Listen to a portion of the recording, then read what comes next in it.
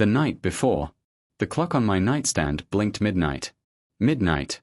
The day of my wedding had officially arrived, and I was sitting alone in our empty bedroom, staring at my phone screen like a fool. Sophia Bennett, my fiancée of 2 years, the woman I had given everything to, was not beside me.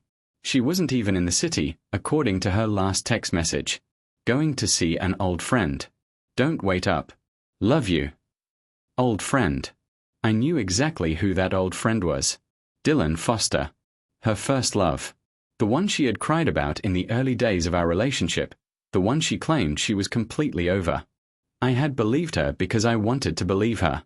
I had convinced myself that people could change, that past loves could fade, that the woman who wore the diamond ring I had saved 3 years to buy was truly mine. But at 12:15 a.m., my phone buzzed with a notification. Sophia had posted a video on Facebook. I shouldn't have clicked. Every instinct told me to put the phone down, to preserve whatever fragile peace remained in my heart. But my thumb moved on its own, opening the app, loading the video. There she was. Sophia. In what appeared to be a hotel room at the Drake, still wearing the same red dress she had put on before leaving our apartment that evening. Her hair was loose, her makeup slightly smudged, and beside her, partially visible in the frame, was Dylan. His arm was draped across her shoulders. His shirt was unbuttoned. The caption beneath the video read, "Some bonds can never be broken. The heart wants what it wants. #torn #last night of freedom." I watched the video 3 times. In it, Sophia laughed at something off camera, then looked directly into the lens with an expression I knew intimately, a soft, vulnerable look she used to give only me. But now I understood it had never been only me. "I'm a coward," she had written in the caption. Ultimately, I listened to my parents and chose bread over love. Goodbye, my love. Bread over love. I was the bread. Dylan was the love. I set my phone down on the nightstand and walked to the window. Outside, Chicago sprawled beneath a blanket of stars, the city that never truly slept humming with its usual midnight energy. Somewhere out there, Sophia was in a hotel room with her first love, doing God knows what, while I stood here in the home we had built together, wearing the engagement ring I had given her, planning to become my wife in less than 12 hours. The betrayal should have shattered me. A few months ago, it would have. I would have cried, screamed, driven to that hotel and pounded on the door until my fists bled. I would have begged her to explain, to tell me it wasn't what it looked like, to give me some plausible lie I could cling to. But something had changed in me over the past several months. Maybe it was the accumulation of small cruelties, the way she dismissed my feelings, the way she spent my money without gratitude, the way she compared me unfavorably to Dylan whenever we fought. Maybe it was the realization that love, when given freely to someone who refuses to reciprocate, is not love at all. It is self-destruction. I picked up my phone again and scrolled through the comments on Sophia's post. Most were from her friends, expressing shock or feigned concern. But one comment, posted just minutes ago, caught my attention. "Sophia, I won't give up on you. Wait for me. I'll prove my love to the world." Dylan. Of course. I imagined them in that hotel room, Sophia's head on his chest, both of them playing out some romantic tragedy in their minds. They thought they were the protagonists of a great love story, star-crossed lovers torn apart by circumstance and family pressure. Dylan, the passionate first love who never stopped wanting her. Sophia, the conflicted bride torn between security and true romance. And me. I was the wealthy fiancé. The obstacle. The villain in their narrative. But here was the thing about supporting characters in someone else's drama. They could choose to walk off the stage. I smiled. Not a bitter smile, not a pained one, but a genuine smile of clarity. For the first time in 2 years, I saw my situation with perfect, crystalline understanding. Sophia had never loved me. She loved what I could provide, the apartment, the car, the designer clothes, the security. Dylan gave her passion and excitement. I gave her stability and money. She wanted both, and she had convinced herself she deserved both. But I deserved better than being someone's safety net. I opened my contacts and scrolled to a name I hadn't spoken to in months. Clara. Clara was a former high school classmate, someone I had kept in loose touch with over the years. She was brilliant, a researcher at Northwestern, quiet and intense, with a sharp mind and an even sharper tongue when she chose to use it. I remembered her from high school vividly, though we had rarely spoken. There had been an incident, sophomore year. A group of older students had cornered me behind the gym, demanding I help them cheat on a chemistry exam. I refused, and they had beaten me for it, not badly, but enough to leave bruises and humiliation. Most of the students who witnessed it had looked away. But Clara had stepped in. Small, fierce, utterly unafraid, she had threatened to report them to the principal and name names. They had backed off. That was my memory of Clara, aloof, quiet, but unexpectedly brave when it mattered. I had learned recently that Clara's parents were pressuring her to marry. Traditional family, high expectations, the whole familiar pressure cooker of parental disappointment. She had posted about it on social media, a rare moment of vulnerability that had resonated with me. So I had reached out. Tentatively at first, then more directly. We had met for coffee last week, and in the span of 2 hours, we had hatched a plan. Neither of us wants to be forced into something, she had said, stirring her latte with careful precision. You don't want to marry a woman who cheats on you. I don't want to marry someone my parents choose because they think it's time. So why don't we help each other? I had laughed, thinking she was joking. But Clara never joked. Her eyes were serious, her posture unwavering. Marry me instead, Emmett, she had said. Not because we're in love. Because we respect each other. Because we can build something real, slowly, without all the drama and manipulation. I won't cheat on you. I won't spend your money like it's water. I'll be your partner, not your burden. I had told her I would think about it. Now, at midnight on the eve of my wedding to Sophia, I knew my answer. I sent Clara a text, tomorrow. Be ready at 10 a.m. I'm coming for you. Her response came within seconds. I'll be waiting. Are you sure? I've never been more sure of anything in my life. I spent the rest of the night packing Sophia's things. Not out of anger, I was past anger, but out of necessity. By tomorrow afternoon, this apartment would be mine alone. Her clothes, her shoes, her designer bags, her half-empty bottles of expensive perfume, all of it would be waiting for her at her parents' house. I even folded everything neatly, the way I had always done for her when she couldn't be bothered. At 6 a.m., my best friend and best man, Liam, arrived to help me prepare. He found me sitting calmly on the couch, dressed in my wedding suit, sipping coffee. You look disturbingly peaceful for a man about to get married, he said, eyeing me suspiciously. I am peaceful, Liam. Where's Sophia? Shouldn't she be getting ready at her parents' place by now? I set down my coffee cup and met his eyes. She spent the night with Dylan Foster at the Drake. Liam's face went through a remarkable series of emotions: shock, disbelief, fury, and finally, a cold, controlled anger that I rarely saw from him. Tell me you're joking. I wish I was. And you're still going through with the wedding? I stood up and straightened my tie. Yes. But not with Sophia. Liam blinked. What? I'm not marrying her, Liam. I've decided to let myself off the hook. I walked to the window and gazed at the clear blue sky, the perfect September morning that should have been the happiest day of my life with Sophia. Instead, it would be the first day of my new life with Clara. Liam's confusion slowly transformed into a grin. You're serious? Dead serious. Who's the bride, then? I told him about Clara. About the coffee meeting, the proposal, the quiet certainty I felt when I thought about building a life with someone who actually respected me. Liam listened without interrupting, and when I finished, he let out a low whistle. I never liked Sophia, he admitted. All those designer clothes, those bags, those shoes, all bought with your money. She treated you like an ATM with feelings. And Dylan. That guy has been circling her for years. I told you to watch out for him. I know. But Clara. Liam shook his head slowly.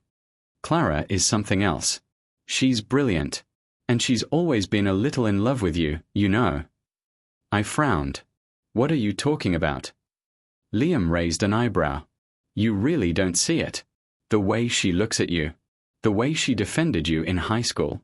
Emmett, she didn't step in to help you that day because she was being charitable. She did it because she couldn't stand to see someone hurt you. I thought everyone knew. I had no response to that. My phone buzzed. Sophia, calling. I let it ring. At 9 a.m., the wedding procession began. But instead of heading toward the Bennett family home in Winnetka, our cars turned south, toward Clara's apartment in the South Loop. Liam, riding beside me, glanced out the window with growing amusement. This doesn't seem like the way to Sophia's house. Because it's not. Her parents are going to lose their minds. Probably. Her friends are going to be waiting at the church with pitchforks. Let them. Liam laughed, a genuine, full-bodied sound that filled the car. Emmett Harper, I never thought you had it in you. But I've never been prouder to be your best man. I pulled out my phone and opened Facebook. Sophia had posted another video, this time from her childhood bedroom at her parents' house.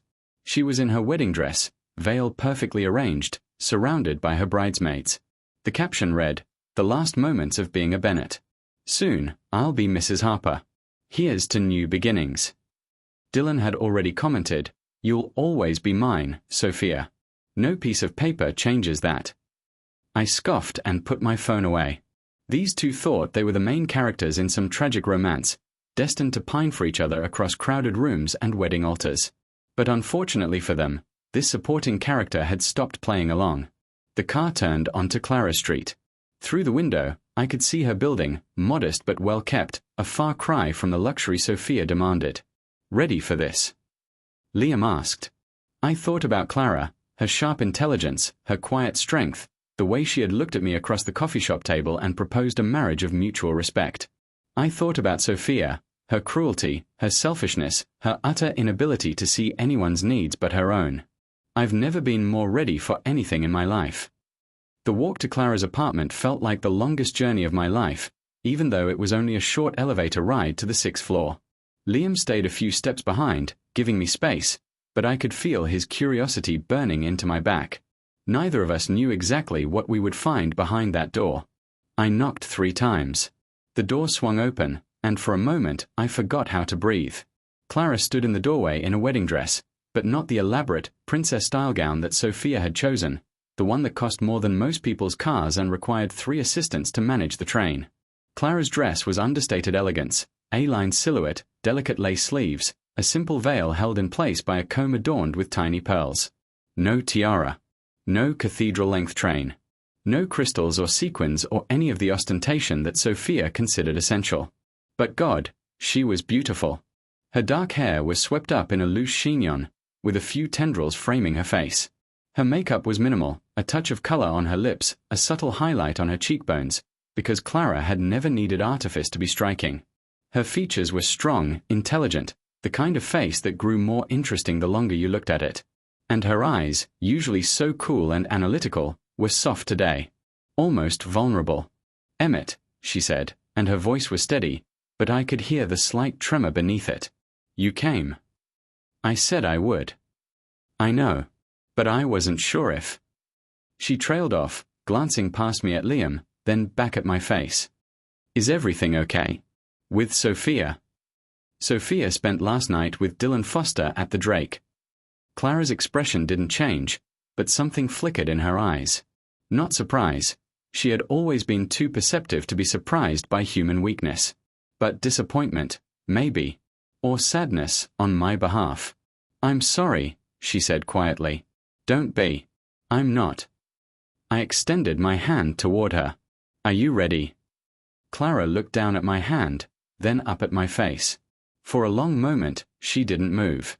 Then, slowly, she reached out and placed her fingers in mine. Her skin was cool, her grip firm. "Husband," she said, and the words settled over me like a blessing. "Let's go." I glanced around the apartment. There were no bridesmaids, no flower girls, no chaos of last-minute preparations. Clara had told me she didn't want any of that. No gate-crashing games, no humiliating rituals, no demands for red envelopes stuffed with cash. Just her, waiting quietly in her dress, ready to start a new chapter. "You didn't have anyone with you?" I asked, suddenly concerned. "Your mother? Friends?" Clara shook her head. "My parents are waiting at the venue. And my friends? Well, they thought I was crazy for agreeing to this." A small smile tugged at her lips. Maybe they're right. Or maybe they just don't understand. Maybe. I noticed then that she was barefoot. Her wedding shoes, beautiful white heels with delicate straps, were sitting on the bed unworn. I picked them up and knelt before her. "What are you doing?" she asked, a note of surprise in her voice. "Putting on your shoes." "I can do it myself." "I know you can. But I want to."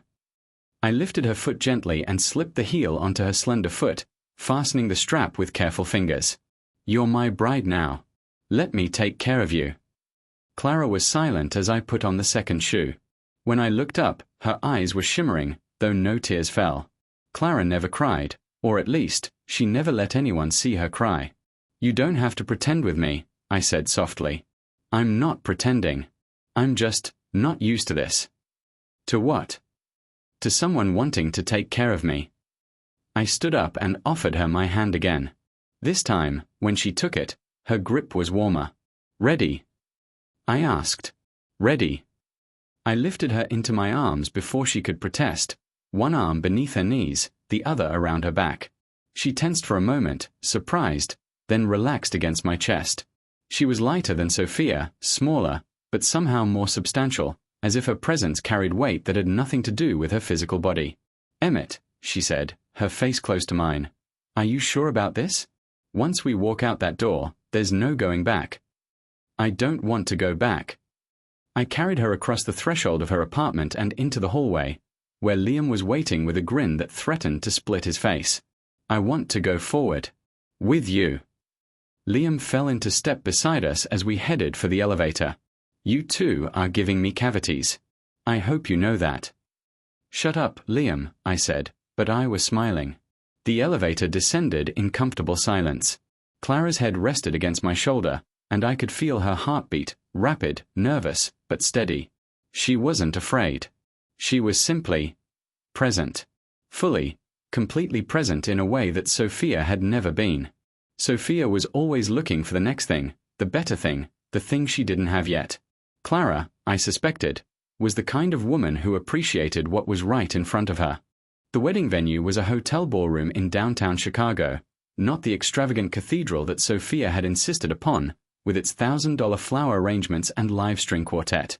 Clara had chosen something simpler, a bright, airy space with floor-to-ceiling windows overlooking the river. White chairs, minimal decorations, a small stage for the officiant. My parents were already there when we arrived. I had called them that morning, explained the change of plans, and braced myself for their reaction.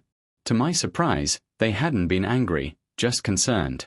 My mother, ever practical, had asked if I was certain. My father, who had never quite warmed to Sophia despite his best efforts, had simply said, "About time." When they saw Clara in her wedding dress, my mother's eyes went wide. "Oh, Emmett," she breathed, pressing a hand to her chest. "She's lovely." "Mom, Dad, this is Clara." I kept my arm around Clara's waist, a gesture of protection and pride. "Clara, these are my parents, Margaret and Richard." Clara extended her hand with formal politeness. "It's an honor to meet you. I know this isn't the wedding you planned for." My mother ignored her hand and pulled her into a hug instead. "The wedding I planned for was the wedding my son wanted. And if he wants you, then you're exactly who I planned for." My father nodded gruffly, but I could see the approval in his eyes. "Sophia cheated on you?" he asked me directly. "The night before the wedding. With her first love. Then she's a fool." He turned to Clara. "Welcome to the family." The guests began to arrive, not the 300 that Sophia had invited, but a smaller, more intimate gathering of people who actually mattered to me. Friends from college, colleagues from work, a few extended family members. Clara's parents arrived shortly after, both of them professors at Northwestern, dressed in understated elegance. They greeted me with cautious warmth, still processing the sudden change of plans, but Clara's mother squeezed my hand and whispered, "She's been happier this past week than I've seen her in years." "Thank you." I didn't know what to say to that, so I just nodded and smiled. The ceremony was brief. Clara had insisted on keeping it short, no long readings or musical interludes. We stood before the officiant, hands clasped, while the afternoon light streamed through the windows and painted golden squares on the floor. "Dearly beloved," the officiant began, "we are gathered here today to witness the union of Emmett and Clara." I barely heard the words. I was too focused on Clara's face, The way her lips curved slightly at the corners, the way her eyes met mine without flinching. There was no performance in her expression, no calculation. Just quiet, steady presence. Do you, Emmett, take Clara to be your lawfully wedded wife? I do. Do you, Clara, take Emmett to be your lawfully wedded husband? Clara's voice was clear and sure. I do. The rings, simple bands of white gold, chosen together at a jewelry store 2 days ago, were exchanged. The officiant pronounced us husband and wife. Emmett, you may kiss your bride. I leaned in slowly, giving Clara time to pull away if she wanted to. She didn't. Her lips were soft and warm, and the kiss lasted only a moment, appropriate for a wedding ceremony, but something passed between us in that brief contact. An understanding. A promise. When we pulled apart, the room erupted in applause. Liam let out a whoop of approval. My mother was crying. Even Clara's stoic father dabbed at his eyes with a handkerchief. And then the doors burst open. Dylan Foster rushed down the aisle, his face flushed, his tie askew, yelling at the top of his lungs, "Sophia! Don't marry him. We're true love." He skidded to a halt at the front of the aisle, finally realizing that the bride in the white dress was not Sophia Bennett. What? He blinked, confused. Where's Sophia? Who are you? I stepped forward, still holding Clara's hand. Dylan. So good of you to join us. You're just in time for the reception. The reception. But, Sophia, the wedding isn't happening. I'm not marrying Sophia. I'm marrying Clara. I squeezed Clara's fingers, grounding myself in her warmth. You can have Sophia. I don't want her anymore. Dylan's mouth opened and closed like a fish gasping for air. But, she was supposed to. To what? String me along while she kept you as a backup? Use my money to fund her lifestyle while she gave you her heart? I shook my head slowly. No, Dylan. That's over now. Sophia made her choice, and so have I. Now if you'll excuse us, I'd like to finish my wedding. The guests murmured among themselves, some shocked, others amused. Clara tugged gently at my hand, drawing my attention back to her. Put the ring on my finger, she said softly. We're not finished yet. I smiled and slid the wedding band onto her finger, where it glinted in the afternoon light. Dylan stood frozen in the aisle, utterly lost, while Liam escorted him to the side with a firm hand on his shoulder. But the chaos wasn't over. The main doors opened again, and this time, Sophia ran in, barefoot, her veil trailing behind her, her hair escaping from its elaborate updo. Her wedding dress was pristine white, layers of tulle and lace, but her face was red and tear-stained. Emmett, she cried, her voice echoing off the ballroom walls. Emmett, please, explain, who is she? Why are you marrying someone else? The room went silent. Every eye turned to Sophia, then to me, then to Clara, who stood calmly at my side, her expression unreadable. Sophia, I said, and my voice was calm, almost gentle. You should go home. Go home. She stumbled forward, her bare feet slapping against the floor. Emmett, this is our wedding. Mine and yours. Who is this woman? Why is she wearing a wedding dress? This is Clara. I placed my hand on the small of Clara's back. And she's wearing a wedding dress because she's my bride. You're not. Sophia's face crumpled. What? No, that's not possible. I'm your bride. We've been planning this for months. You spent last night with Dylan Foster at the Drake. The words hung in the air like a guillotine blade. Sophia's face went pale, then red, then pale again. I can explain, she whispered. Can you? I pulled out my phone and projected the hotel surveillance footage onto the wall. Sophia and Dylan entering a hotel room at 9 p.m., leaving together at 7 a.m. Because this seems pretty clear to me. The guests gasped. Sophia's parents, seated in the front row, looked as though they wanted the floor to swallow them whole. Emmett, please. Sophia reached for me, her fingers grasping at my sleeve. I was confused. I needed closure. Dylan and I, we didn't. Nothing happened. Nothing happened. I laughed, but there was no humor in it. You spent the night in a hotel room with your first love the night before your wedding, and you expect me to believe nothing happened? Do you think I'm stupid, Sophia? No, I don't. I never. Emmett, I love you. You love my money. I stepped back, putting distance between us. You love the apartment I pay for, the car I bought you, the designer clothes I put on your back. But me. You've never loved me. You've loved Dylan, and you've been too much of a coward to admit it. Sophia's tears fell freely now, mascara running down her cheeks in dark rivers. That's not true. Then why did you post that video? I'm a coward. I chose bread over love. I'm the bread, Sophia. Dylan is the love.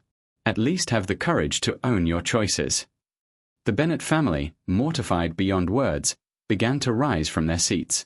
Sophia's father grabbed her arm, trying to pull her away, but she shook him off violently. No. I'm not leaving. Emmett, give me another chance. I'll be better. I'll be the wife you deserve. You had your chance. I turned to Clara, who had stood silently through the entire confrontation.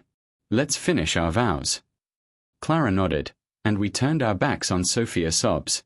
The officiant, a professional who had clearly seen worse, cleared his throat and continued the ceremony. But Sophia wasn't finished. She lunged forward, trying to grab me, and my mother, my elegant, dignified mother, stepped between us. Get your hands off my son, you pathetic excuse for a woman. Sophia reeled back as if she'd been slapped. Mom, I mean, Mrs. Harper, please. Don't you dare call me that. My mother's voice was ice. You are nothing to this family. You cheated on my son the night before your wedding. You humiliated him in front of everyone. And now you have the audacity to show up here and disrupt his ceremony. She grabbed Sophia's arm and marched her toward the doors. Leave. Now.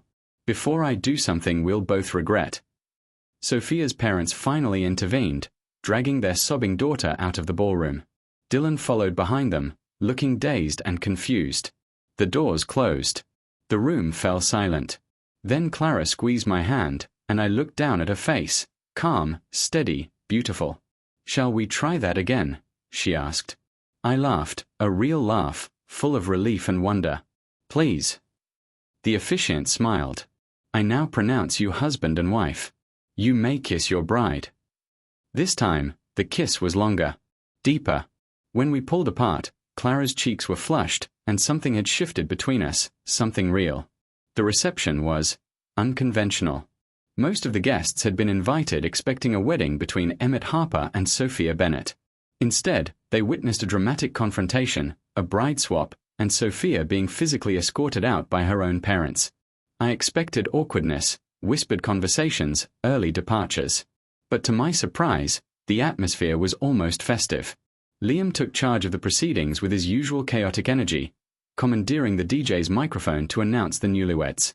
Ladies and gentlemen, for the first time as husband and wife, Emmett and Clara Harper. The crowd applauded as we walked into the ballroom, hand in hand. Clara's grip was firm, grounding me in the present. I could feel the weight of everyone's gaze. Curious, approving, judgmental, sympathetic. But none of it mattered. What mattered was the woman beside me, walking with quiet dignity through a room full of strangers and half-truths. My mother found me within minutes, pulling me into a fierce hug. I always knew Sophia was wrong for you, she whispered. I just didn't want to say anything. Why not? Because you loved her. And sometimes, the hardest thing is watching someone you love make a mistake. She pulled back and looked at Clara, who was being introduced to my father across the room. But Clara is different. I can see it in her eyes. What do you see? My mother smiled. She sees you. Not your money, not your status. You. The champagne toast was simple, Liam's doing, no doubt. He raised his glass and said, to Emmett, who finally grew a spine. And to Clara, who had the courage to say yes to a man she barely knew. May your marriage be full of surprises, preferably the good kind. Everyone laughed. Everyone drank. Clara's parents approached me during the dinner service, both of them looking at me with expressions I couldn't quite read. Mr. and Mrs. Chen, I said, using their proper name. Thank you for coming. Clara's mother, Dr. Helen Chen, was a formidable woman, sharp-eyed and sharp-tongued, with a reputation for tearing apart graduate students' theses with surgical precision. But her voice was gentle when she spoke. Call us Helen and David, she said. Your family now. Though we still have questions, her husband added. David Chen was quieter than his wife, but no less intimidating. This arrangement, it's rather sudden. It is, I admitted. And I won't pretend that Clara and I are in love. We barely know each other. But I respect her. And I think she respects me. That's more than I had with Sophia. Helen studied me for a long moment. Clara has always been reserved. She keeps her feelings locked away, even from us. A hint of sadness crossed her face. I worried she would never find someone who could reach her. And now, I'm not sure what to think, but I see the way she looks at you. Helen glanced across the room at her daughter, who was speaking with Liam near the dessert table. I've never seen that expression on her face before. What expression? Hope. The first dance was my idea. Clara had been hesitant. I'm not much of a dancer, she admitted, but I had insisted. So there we were, swaying slowly in the center of the ballroom, while a live band played a gentle ballad. You're a good dancer, Clara said, her voice barely audible above the music. You're not so bad yourself. I'm stepping on your feet. I barely feel it. She laughed, a soft, surprised sound that made something in my chest tighten. You're a terrible liar, Emmett. And you're beautiful when you laugh. Her cheeks flushed, and she looked away. But she didn't step back. Instead, she pressed closer, her head resting against my shoulder. I should tell you something, she murmured. What's that? I've liked you for a long time. Since high school. I tensed slightly. Liam had hinted at this, but hearing it from Clara herself was different. Why didn't you ever say anything? Because you were, you. She sighed. Popular. Confident. Surrounded by people who wanted your attention. I was just the quiet girl who spent her lunch periods in the library. We lived in different worlds. But you helped me. When those students cornered me behind the gym. Clara nodded against my shoulder. I couldn't stand to see them hurt you. It wasn't bravery. It was instinct. I thought about that, about the small, fierce girl who had stepped between me and my bullies, threatening them with consequences she had no power to enforce. I had always thought of it as an act of kindness from a stranger. But it wasn't.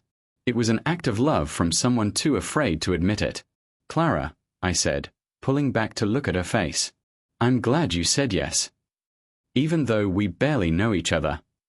Especially because we barely know each other. I brushed a strand of hair from her forehead.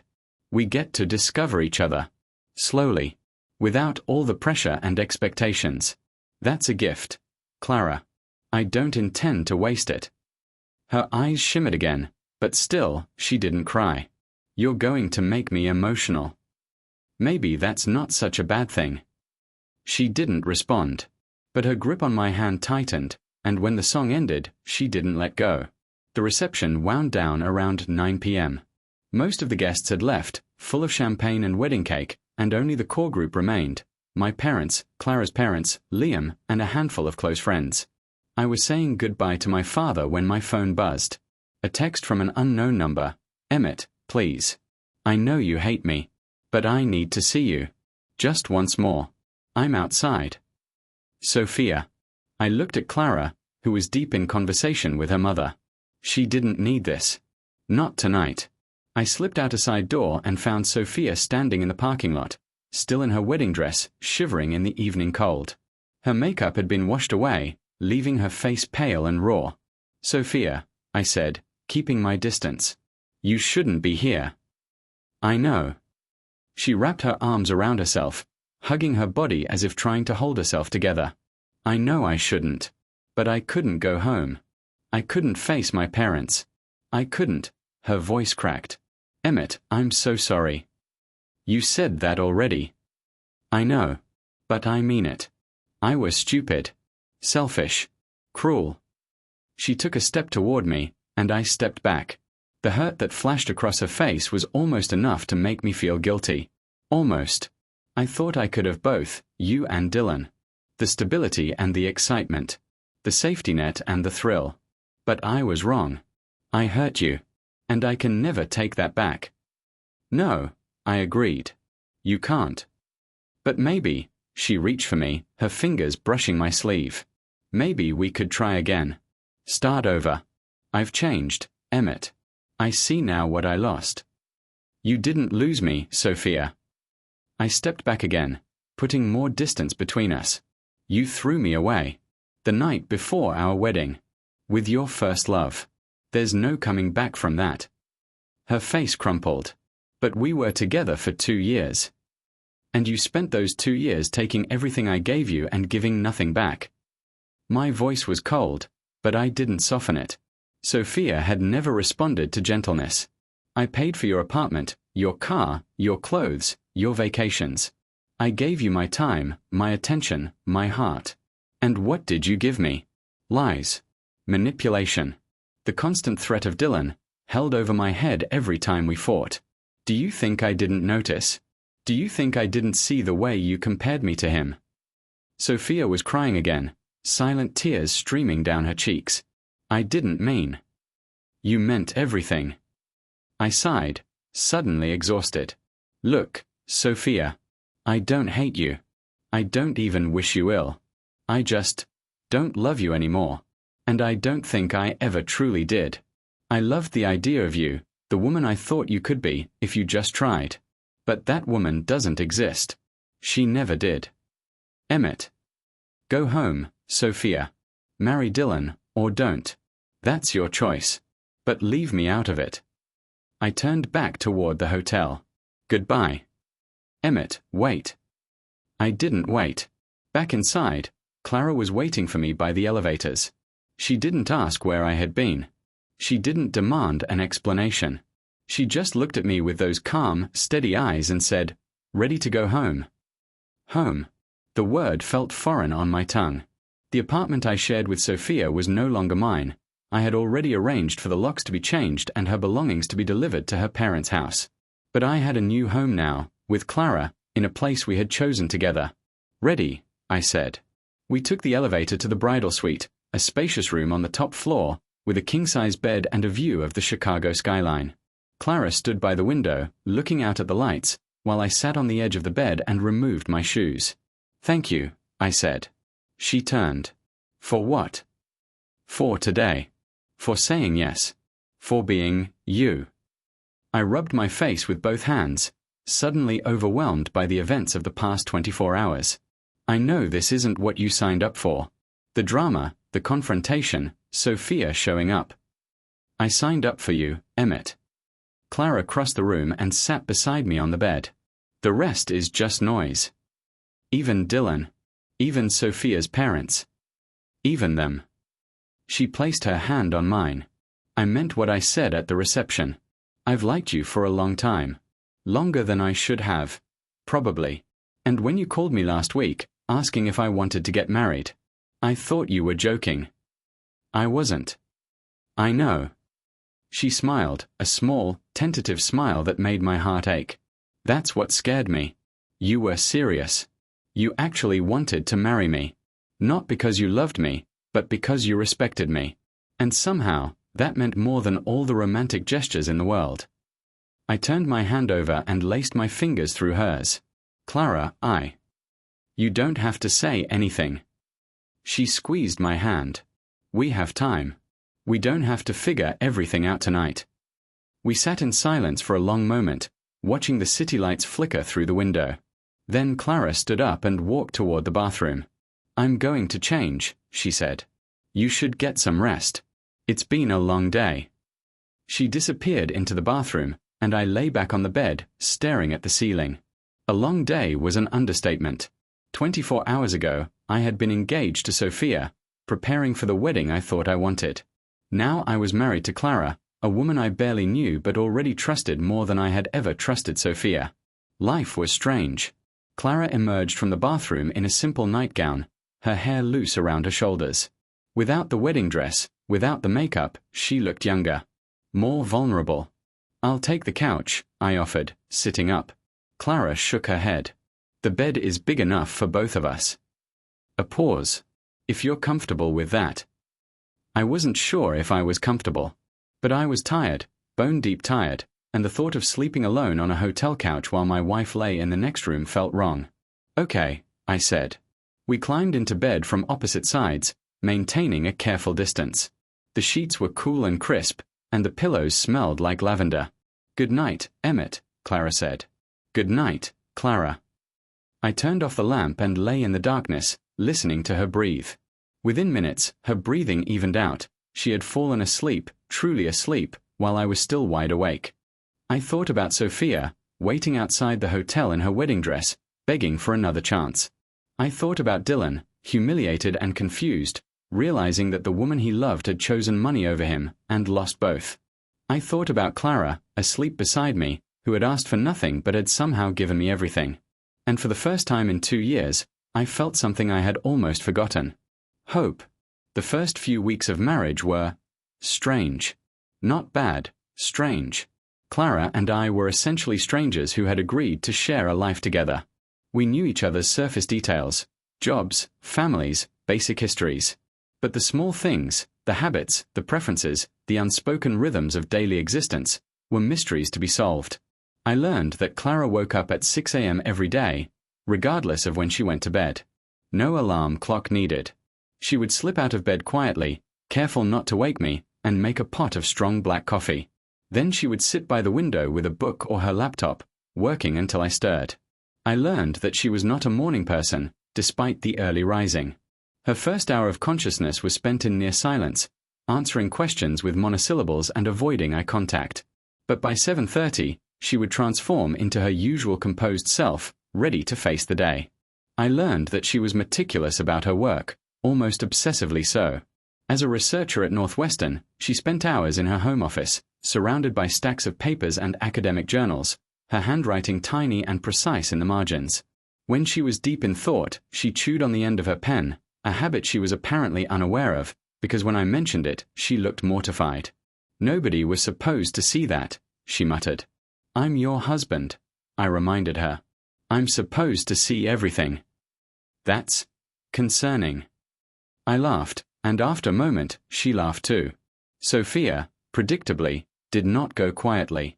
Her Facebook became a chronicle of passive-aggressive misery.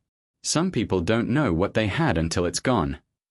True love always finds a way. I may have lost the battle, but I haven't lost the war. Dylan commented on every post, feeding her delusions with declarations of devotion. "You're the only one for me, Sophia. Always have been. Always will be." It was exhausting to watch. I finally muted her account, unwilling to let her drama infiltrate my new life. But Sophia wasn't content to stay on social media. She called. She texted. She showed up at my office, wearing expensive clothes I had bought her, pretending she had just been in the neighborhood. She sent flowers to my apartment, our apartment, now, with notes begging for forgiveness. I ignored all of it. Clara watched my reactions with quiet curiosity. "Doesn't it bother you?" she asked one evening, as I deleted another voicemail from Sophia without listening to it. "It used to," I admitted. "Now it's just noise." "Are you sure you're over her?" The question surprised me. Not because it was inappropriate, Clara had every right to ask, but because I had never considered the possibility that I wasn't over Sophia. I had loved her, yes. Deeply, foolishly, completely. But that love had died the moment I saw that video of her in Dylan's arms. "I'm sure," I said. "I don't miss her. I don't want her back. I don't even think about her, except when she forces herself into my awareness." I looked at Clara, who was curled up on the couch with a mug of tea. "Why do you ask?" Clara shrugged. "Because healing takes time. And I don't want to be a replacement. Or a rebound." "You're not." "How do you know?" I moved from my chair to the couch, sitting beside her. Close enough to feel the warmth radiating from her body, but not close enough to touch. "Because you're nothing like Sophia," I said. Sophia was a project. Someone I thought I could fix if I loved her enough. But you. I searched for the right words. "You don't need fixing, Clara. You're already whole. You're already enough. Being with you doesn't feel like work. It feels like rest." Clara's cheeks flushed. "That's a very nice thing to say." "It's the truth." We sat in comfortable silence, watching the sun set through the window. Then Clara reached over and placed her hand on mine. "I'm glad you chose me," she said quietly. "I'm glad you said yes." Weeks turned into months.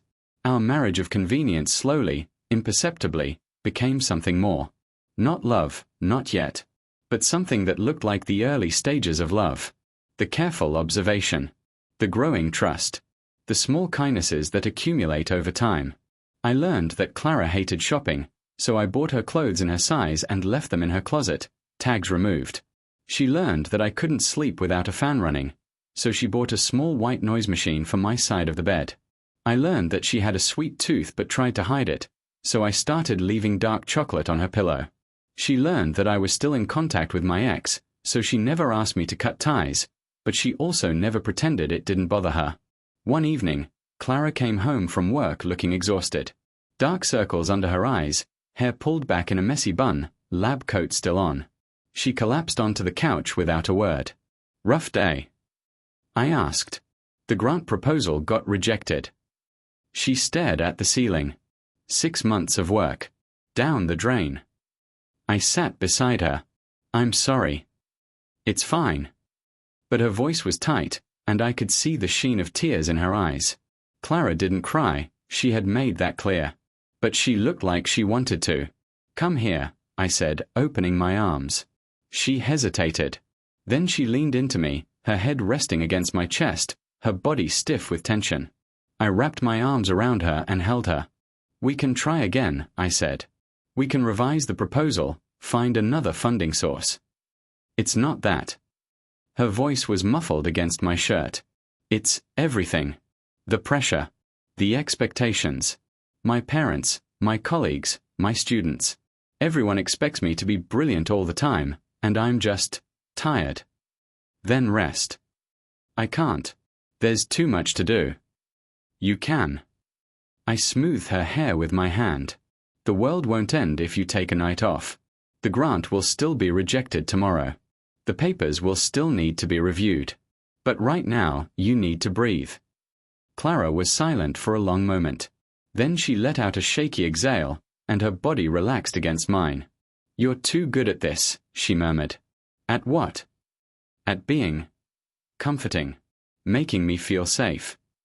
I pressed a kiss to the top of her head, an impulse, not a calculation. "Maybe it's not a skill. Maybe you're just easy to care about." She looked up at me then, her eyes wet but not crying. "Emmett." "Yeah. I think I'm falling in love with you." The words hung in the air between us. My heart hammered against my ribs. "I think I'm falling in love with you too," I said. It was too soon. We both knew it. We had only been married for 3 months, and our relationship had started as a practical arrangement, not a romance. But love didn't care about timelines. Love didn't wait for the perfect moment. Clara kissed me first, a soft, tentative press of lips that quickly deepened into something more. I cupped her face in my hands, marveling at how right it felt, how natural. How had I ever thought I could marry someone I didn't love? Sophia had been a lesson. Clara was a gift. That night, for the first time, we shared a bed as husband and wife in more than name. And when I woke the next morning, Clara was still beside me, her hand on my chest, her breath warm against my neck. "Good morning," she whispered. "Good morning, wife." She smiled, a real smile, full of joy and mischief. I could get used to that. So could I. 6 months into our marriage, Sophia's life imploded. I didn't seek out the information, it found me, as bad news always does. A mutual friend mentioned that Sophia had married Dylan Foster in a small, unceremonious civil ceremony. No white dress, no church, no reception. Just a trip to the courthouse and a dinner at a chain restaurant. She looked miserable, the friend said. Like she was attending her own funeral. I didn't respond. Whatever happiness or unhappiness Sophia found in her marriage was none of my concern. But the news kept coming. Dylan, it turned out, was not the passionate romantic he had pretended to be. Once Sophia was legally bound to him, his devotion curdled into resentment. He blamed her for losing her wealthy fiancé, for costing him the lifestyle he had imagined when he schemed to win her back. "You were supposed to marry Emmett," he would scream during their fights. "Then leave him for me. We were supposed to have his money, his house, his car. But you couldn't keep your mouth shut, could you? You had to post that video. You had to ruin everything. Sophia, trapped in a marriage to a man who hated her, began to unravel. I heard about it from Liam, who heard it from a friend of a friend. The whole situation was like a slow-motion car crash, horrifying to witness, impossible to look away from. They're living in a studio apartment in the suburbs, Liam told me. Dylan lost his job, so Sophia's working as a receptionist at a dental office. She's miserable. She made her choices, I said. I know. I'm not saying you should feel sorry for her. I'm just telling you. I didn't feel sorry for her, but I also didn't feel vindicated. There was no satisfaction in Sophia's suffering, only a dull, empty sadness for the woman she had become. Clara noticed my mood that evening. What's wrong? Nothing. Liar.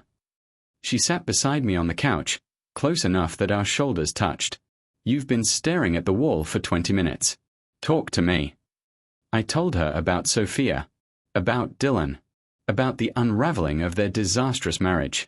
When I finished, Clara was quiet for a long moment. Then she said, "Do you want to help her?" "No." "Do you want to go back to her?" "God, no." "Then what's bothering you?"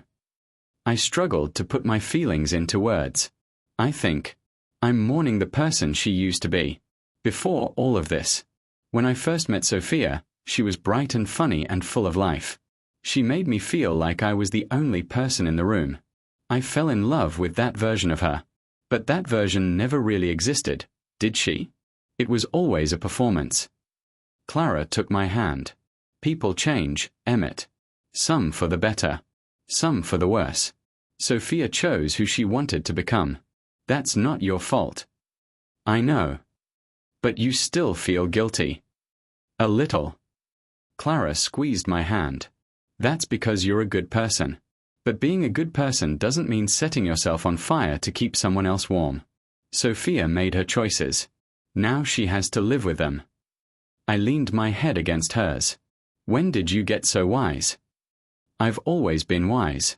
You just never noticed because you were too busy chasing after Sophia. I laughed, a real laugh, the kind that came from deep in my chest. Fair point. Fair point, she echoed.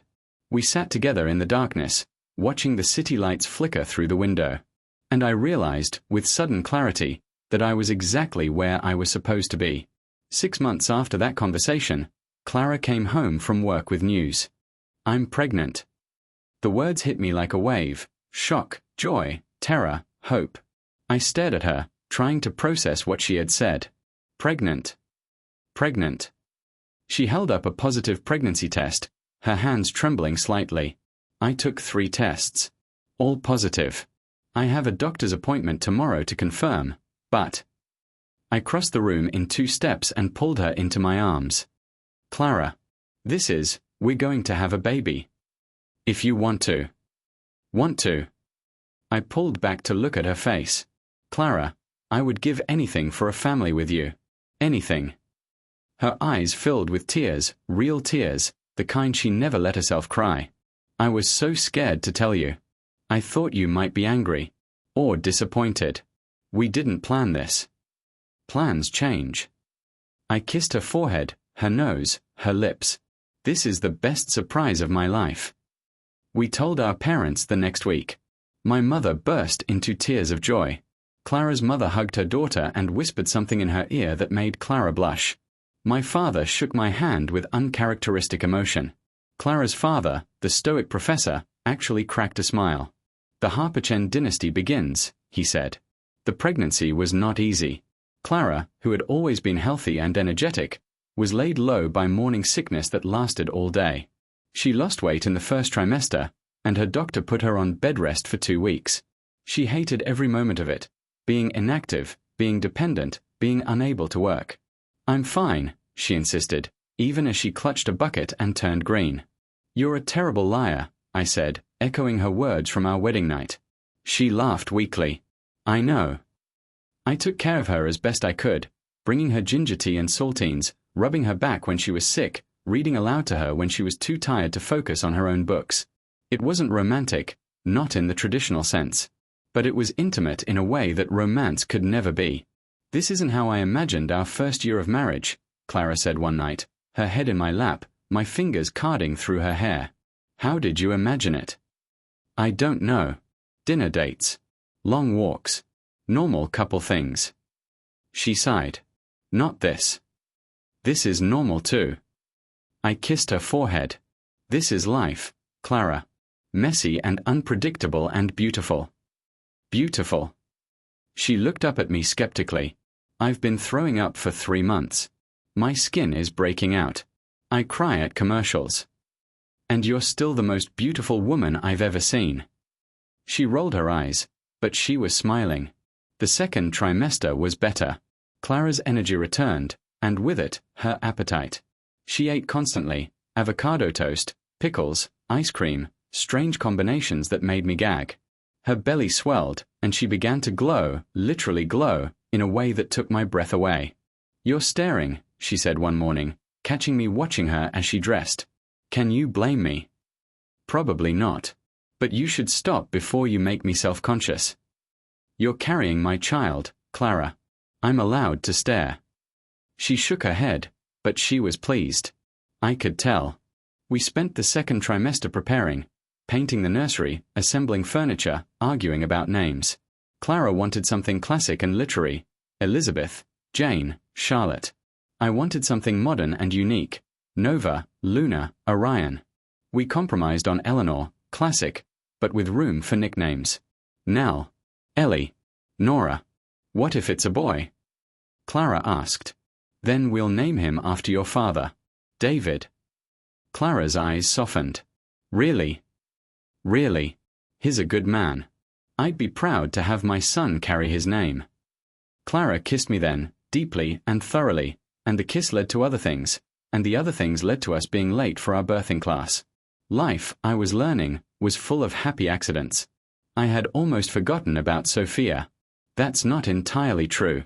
I hadn't forgotten her. You don't forget someone who occupied 2 years of your life, who nearly became your spouse, who betrayed you in the worst possible way.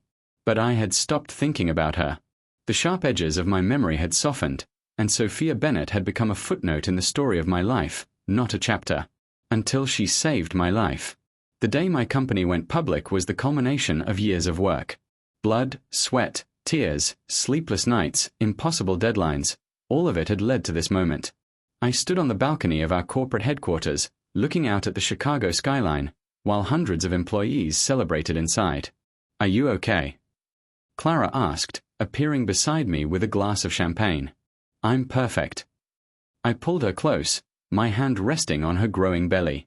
Our daughter, Eleanor, would arrive in 2 months. Everything I ever wanted is right here. Clara leaned into me. "You deserve this, Emmett. You worked so hard." "We worked so hard." I kissed her temple. "I couldn't have done any of this without you." She smiled, but her eyes were sad. "I was thinking about Sophia today." Sophia. The name felt foreign on my tongue. Why? Because she was there. In the crowd. Clara nodded toward the street below. I saw her when we arrived. She looked different. I followed her gaze, but the street was crowded with pedestrians. Different how? Thinner. Older. Her hair was gray. Clara paused. She looked like someone who had given up. I didn't know what to say to that. So I said nothing. The celebration continued until late evening. Employees drifted home, full of food and drink and the satisfaction of a job well done. Clara left around 9 p.m., exhausted from the day's events, with my promise that I would follow shortly. I stayed another hour, saying goodbyes, shaking hands, accepting congratulations. Then I gathered my things and headed for the parking garage. It was nearly empty at this hour, my car sitting alone in the executive section. The fluorescent lights hummed overhead, casting everything in a sickly green glow. My footsteps echoed off the concrete walls. I was 10 feet from my car when Dylan Foster stepped out from behind a pillar. He looked terrible. Unshaven, hollow-eyed, dressed in clothes that had seen better days. The confident, handsome man from Sophia's Facebook photos was gone, replaced by someone desperate and dangerous. "Emmett Harper," he said, and his voice was a rasp. Big day for you, huh? Dylan. I kept my voice calm, even as my heart began to race. What are you doing here? What am I doing here? He laughed, a sharp, brittle sound. I'm here to take back what you stole. I didn't steal anything from you. You stole Sophia. He pulled a knife from his jacket pocket, a hunting knife, the blade glinting under the lights. She was mine. Mine. And you took her from me with your money and your house and your fancy car. I took a step back. Sophia made her own choices. Dylan. I didn't force her to do anything. You made her choose. He advanced, the knife pointed at my chest. If you had just disappeared, if you had just left her alone, she would have come back to me. We would have been happy. But you had to be better. You had to be richer. You had to prove that you were the better man. I never wanted to be the better man. I just wanted to live my life. Your life. The word dripped with contempt. Your perfect, easy, lucky life. Do you know what it's like to watch someone else get everything you deserve? Do you know what it's like to be nothing? I did know. I had felt that way once, watching Sophia choose Dylan's passion over my stability, wondering why I wasn't enough. But I had moved past that. Dylan hadn't. Put the knife down, Dylan. We can talk about this. Talk. He laughed again. I'm done talking. He lunged. I dodged, but not fast enough. The knife sliced through my jacket sleeve, drawing a line of fire across my arm. I stumbled back, tripping over nothing, and hit the concrete floor hard. Dylan loomed over me, the knife raised for a killing blow. Any last words? He asked. Emmett. Sophia appeared from nowhere, throwing herself between us. The knife, meant for my heart, plunged into her chest instead. Time stopped. Dylan stared at the knife in his hand, at Sophia's body crumpling against me, at the blood spreading across her white blouse. His face went grey. I didn't, he stammered. I wasn't, she wasn't supposed to. Security guards swarmed the garage, drawn by the commotion. They tackled Dylan to the ground, pinned his arms behind his back, read him his rights. I barely noticed. Sophia. I held her in my arms, pressing my hands against the wound in her chest, trying to stop the bleeding. Sophia, stay with me. Help is coming. Her eyes fluttered open, those blue eyes that had once looked at me with love, then with indifference, then with resentment. Now they were filled with something else. Peace, maybe.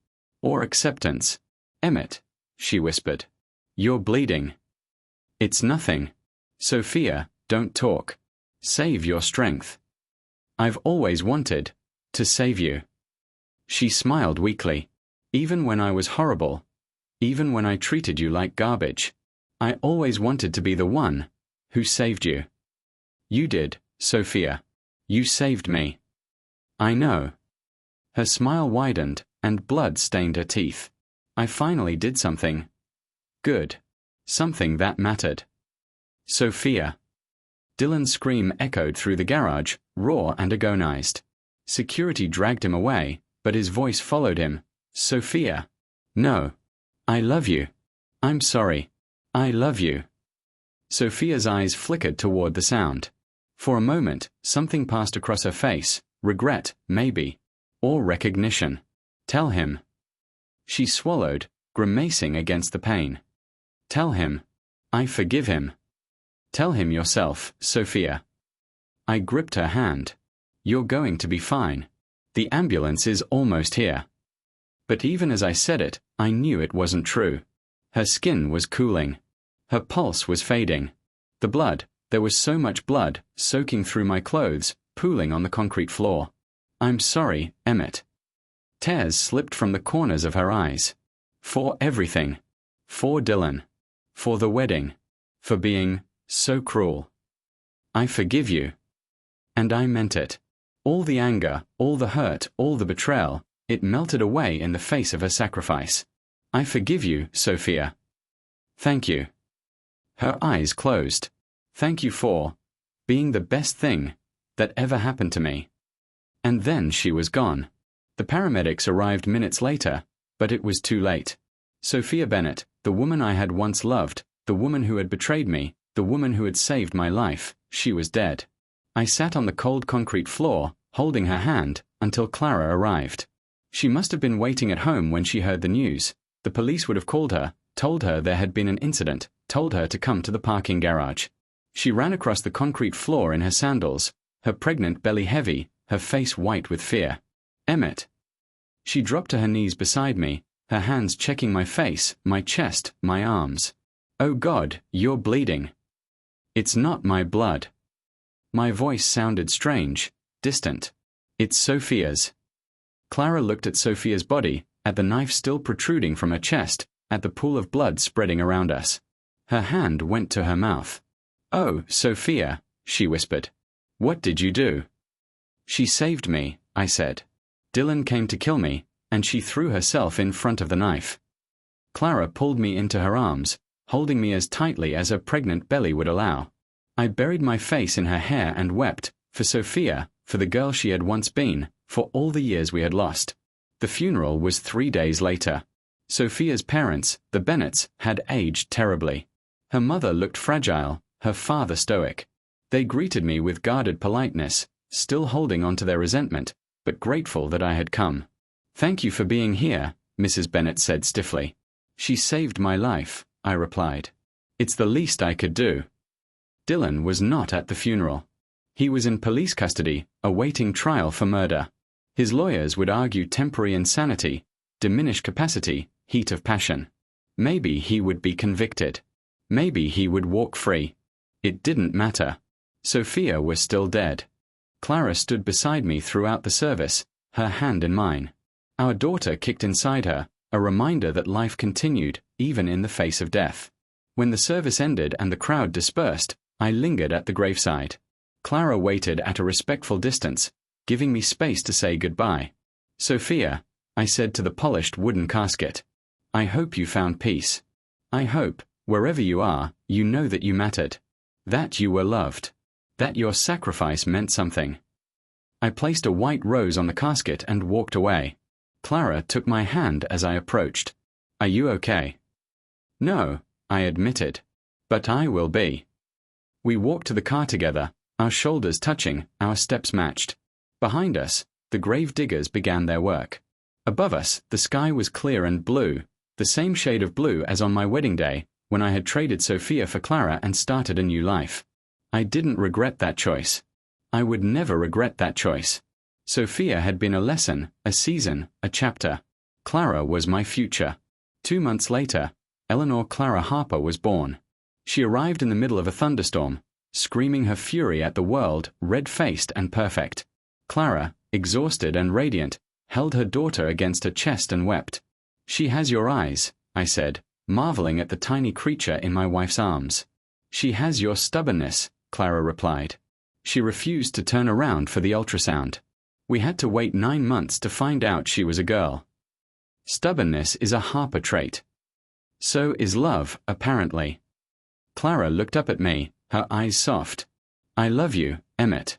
More than I ever thought I could love anyone." I kissed her forehead, her nose, her lips. "I love you too, Clara. And I'm going to spend the rest of my life proving it." Life with Eleanor was chaos. Beautiful, exhausting, unpredictable chaos. She cried at 3 a.m., smiled for the first time at 6 weeks, rolled over at 4 months, and said Dada before Mama, which Clara still hasn't forgiven me for. Sophia's death faded into memory, a scar on my heart, but not an open wound. Sometimes, late at night, I thought about her. The girl she had been. The woman she had become. The sacrifice she had made. I hoped she had found peace. I hoped Dylan had found justice. But mostly, I hoped that Eleanor would grow up knowing that love was not about possession or control or drama. Love was about choice. About showing up. About being there, even when it was hard. Clara showed me that. Sophia taught me that. And every day, Eleanor reminded me. The last time I saw Dylan Foster was at his sentencing hearing. He had been convicted of voluntary manslaughter, not murder, as the prosecution had hoped, but enough to put him behind bars for 15 years.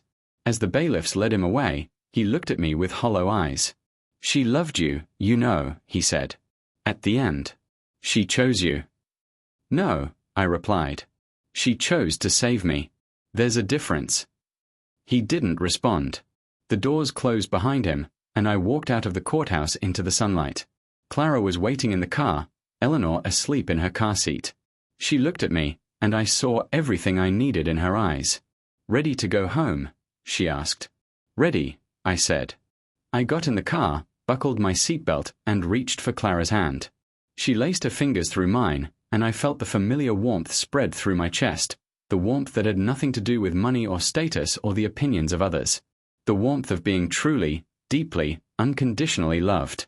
"Emmett," Clara said as we pulled away from the courthouse. "Yeah."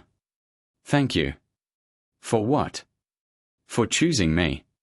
She squeezed my hand. "For seeing me. For loving me."